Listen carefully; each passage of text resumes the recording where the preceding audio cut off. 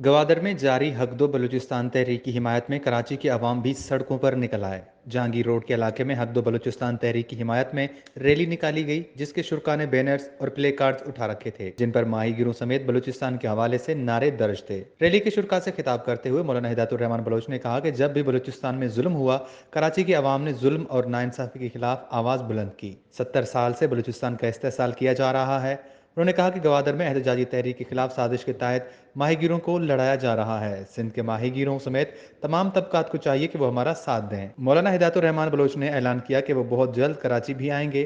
तहरीक के रहनुमा हुसैन वाडेला ने अपने खिताब में बलूचिस्तान के साथ हम आवाज होने पर कराची के नौजवानों को खराज तहसीन पेश किया और कहा कि एक मनसूबे के तहत तहरीक के खिलाफ साजिश की जा रही है, लेकिन साजिशी अनासर नाकाम हो गए और तहरीक अब मजीद फैल रही है। रैली से खिताब करते हुए निसार मूसा, अबू बकर बलोच, एडवोकेट शकील बलोच, अयाज बलोच और दीगर ने कहा कि कराची की अवाम बलूचिस्तान हक दो तहरीक भरपूर हिमायत जारी रखेंगे।